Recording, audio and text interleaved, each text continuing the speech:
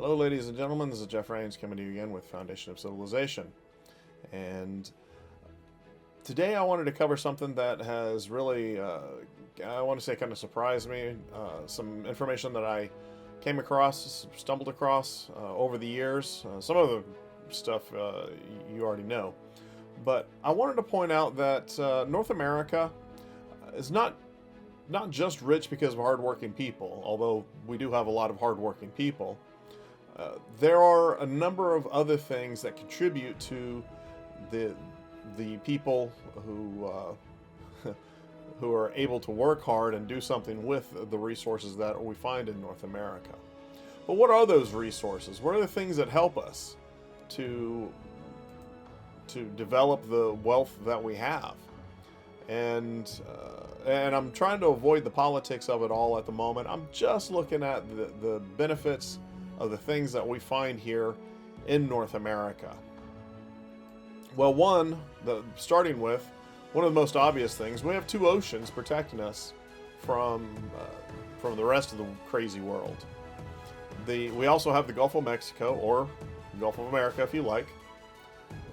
These waters not only do they provide a barrier from invading armies and navies, but they also provide a huge fishing area.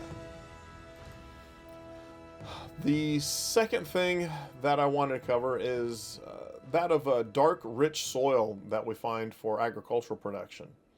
All across the world, there are places that have great soil.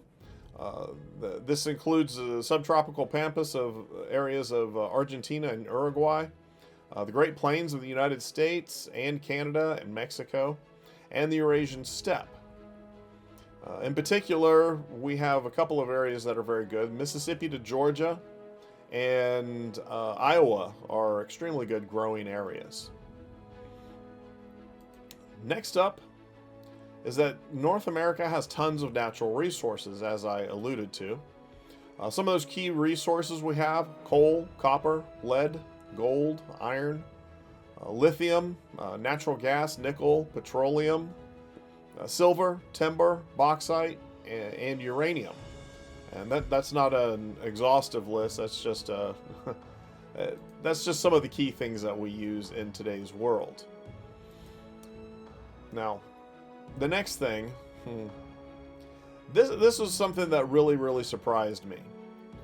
One of the requirements to be able to administer a nation is to be able to reach and to communicate and provide transportation to the far reaches of the kingdom. The United States is in a particularly unique situation because alone in the United States, we have 22,000 miles of navigable rivers.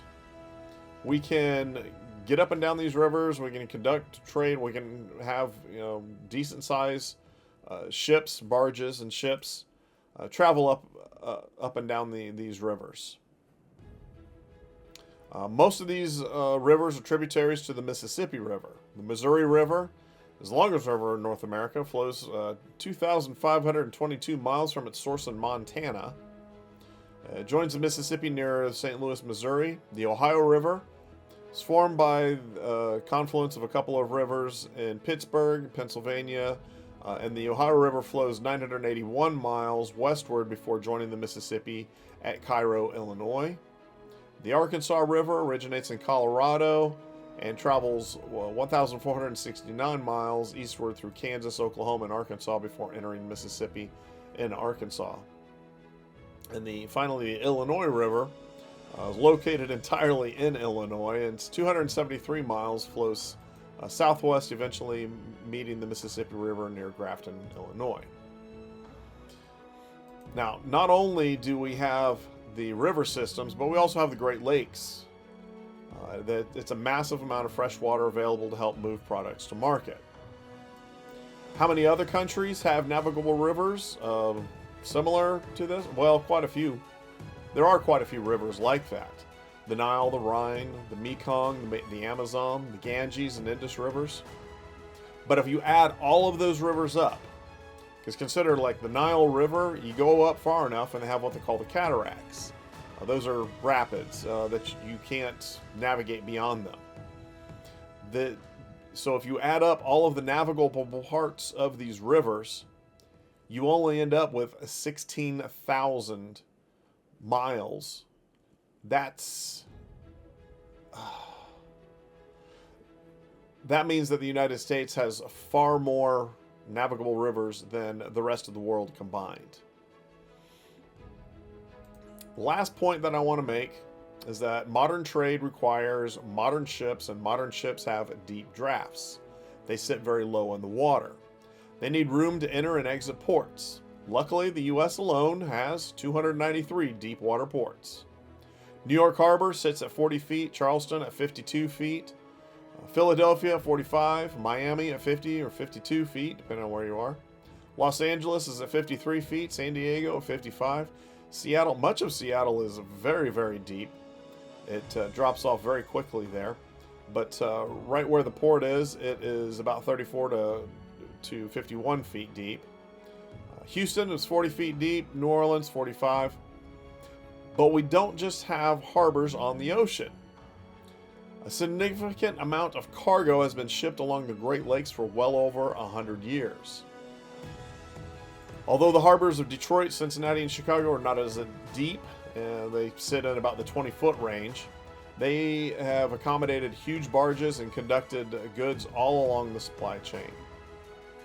293 harbors isn't as many as some countries. Japan has over 400 ports, but it's sufficient to conduct a lot of trade around the world.